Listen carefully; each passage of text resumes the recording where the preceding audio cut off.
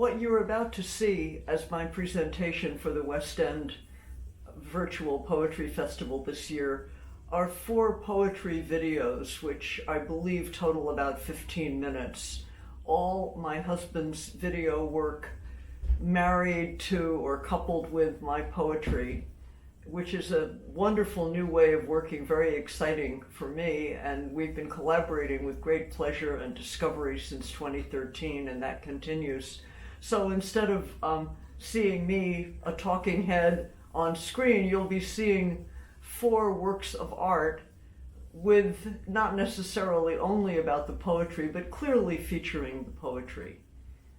I hope you enjoy it. I'm delighted to be participating in this festival, and of course we're sorry we can't be there in person.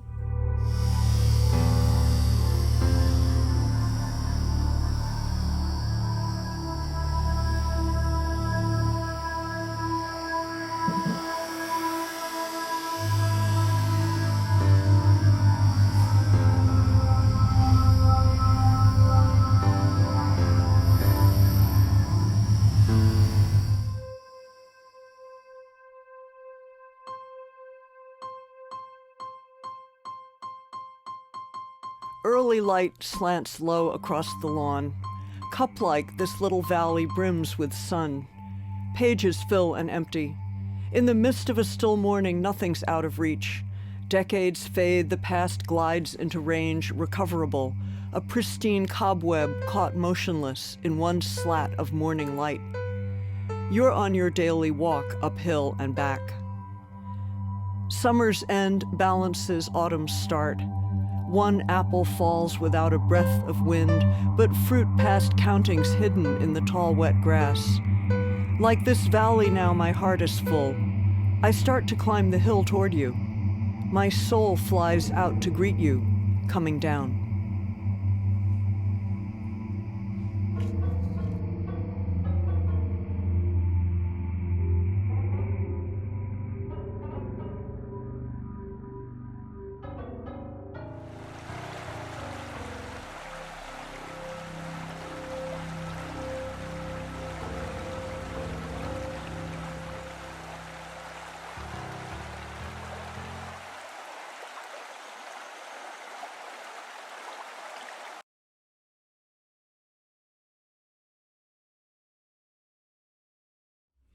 Doors, Gates, Alleys was written in Jerusalem. We were in Jerusalem in May and June of 2017 for a family wedding. I had never been to Jerusalem before, and I was so struck by the arcades and the tunnel-like quality of the old city.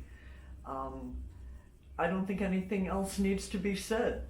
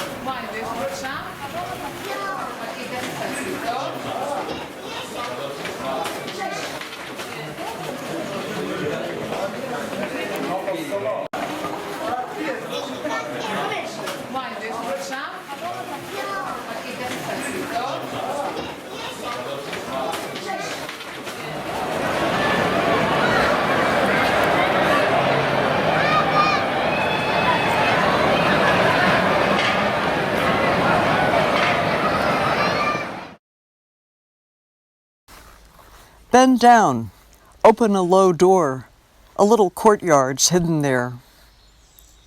This secret monastery, these alleyways and contingencies. Dark blue sky, new moon, evening star. Where crossroads meet is where we are.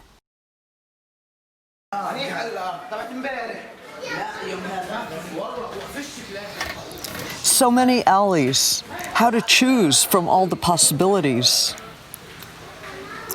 Take any path and off you go. The consequences follow you only so far and then get lost in the last alleyway you crossed.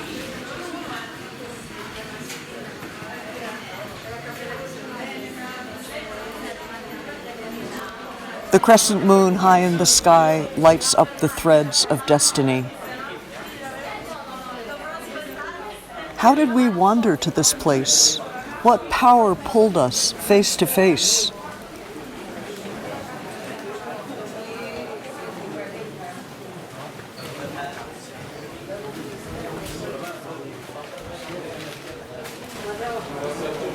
Sunset in Jerusalem, throngs of people scurrying down to the wall or else a door that opens to some secret stair. Almost trotting, they brush past. Even New Yorkers aren't this fast.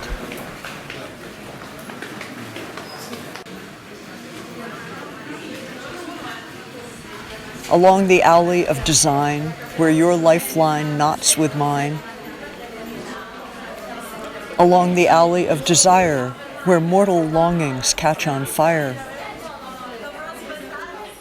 Along the tangled web of time, strands floating loose. Which way is home? There's never any turning back from each slippery downhill track. Cobblestones polished by countless feet. How did these people's parents meet? Each alley hides a secret door. If you find it, enter there. No time to waste, no time to wait. I stoop down to fit through the gate.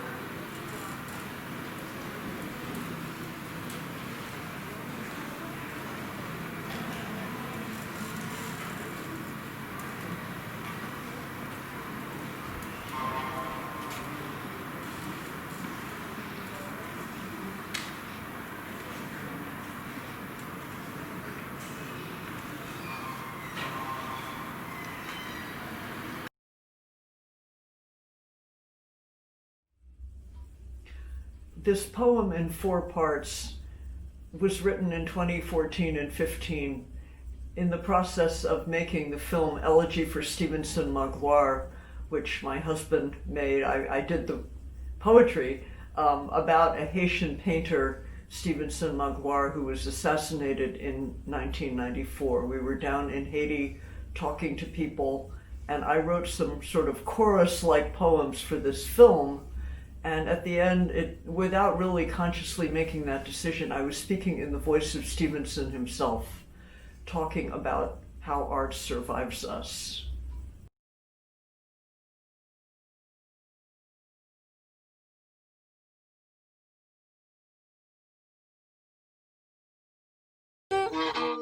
Yesterday, in a dim, airless gallery, following your lead, I hunted down an iconography written in a grisly alphabet, yet full of life, the haunting gaze direct, transcending death. Death had, in winning, lost. Art trumped death, and life trumped art.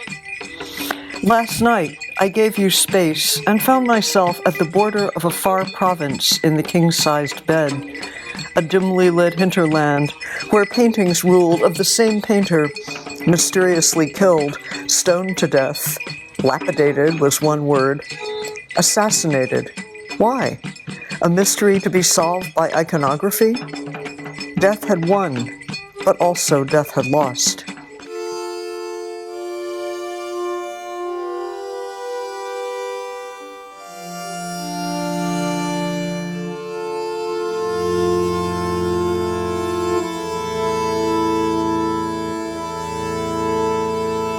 But the art holds itself in suspension. The codes, the contradiction, the scales, the word, the crosses. What rises from the tomb if not the tableau? If you never died, what resurrection? The ambiguity balanced on the scales, so there's no need to choose. Art trumped death, I see, and life trumped art. The battle's still in balance. You face me frontally. I look into those eyes. I have no more to say.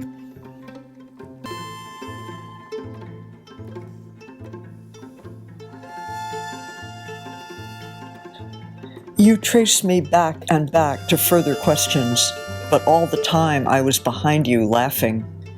Parting the veils with both hands, parting the mists. The investigation comes upon a blank wall or a dark room empty of furniture and full of smoke. That painting there, does that hold the clue, or is it an illusion too? Our candid, soft-voiced informant, it turns out, has been lying. If we cannot believe everything he says, can we believe anything? Believing part, which part should we believe? The painting holds the clue, if anything does. But clue to what? Life or death, or only to itself? These scales, this key, this code all play their part. Do not lose anything. Everything is a key. I have no more to say.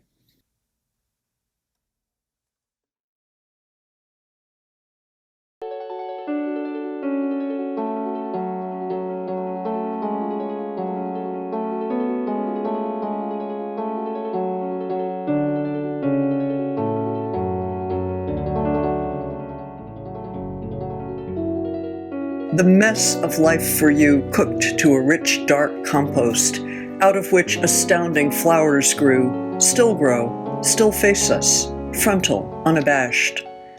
This is not a lesson but a vision. Take it, it is yours now. Make of it what you will. This was my hand, my brush, my studio, my smoke and my loud music, my paint-stiff jeans. But now I belong to you. And looking back at me, you give me life. Our eyes meet in the frame.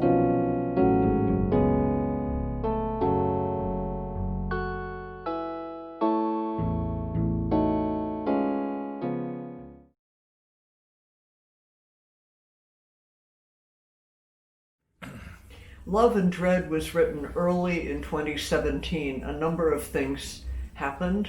Our granddaughter was born. My mother-in-law was diagnosed with a serious illness. Our old cat died, and last but not least, Donald Trump was inaugurated, all early in 2017. It's a poem that weaves or braids together these strands of life and death and love and dread and hope and fear and tenderness and mortality and spring and winter. And it's the title poem of my forthcoming collection, Love and Dread, coming out later this fall. A desiccated daffodil, a pigeon cooing on the sill. The old cat lives on love and water. Your mother's balanced by your daughter. One faces death, one will give birth. The fulcrum is our life on earth, beginning, ending in a bed. We have to marry love and dread. Dark clouds are roiling in the sky, the daily drumbeat of the lie, steady, no crescendoing. This premature deceptive spring, forsythia's in bloom already. The challenge, balance, keep it steady, now sniffing daffodil's aroma, now googling a rare sarcoma. The ghost cat's weightless on my lap. My mother's ghost floats through my nap as, dearest heart, we lie in bed. Oh, we must marry love and dread, must shield our senses from the glare and clamor of chaos everywhere. Life bestows gifts past expectation. It's time to plan a celebration, dance at the wedding, drink and sing, certain that summer follows spring, that new life blossoms from the past. The baby is the youngest guest. But just how long can we depend on a recurrence without end? Everything changes, even change. The tapestry of seasons strangely stirs in an uneasy wind that teases dreamlike through the mind. I reach for you across the bed. Oh, how to marry love and dread.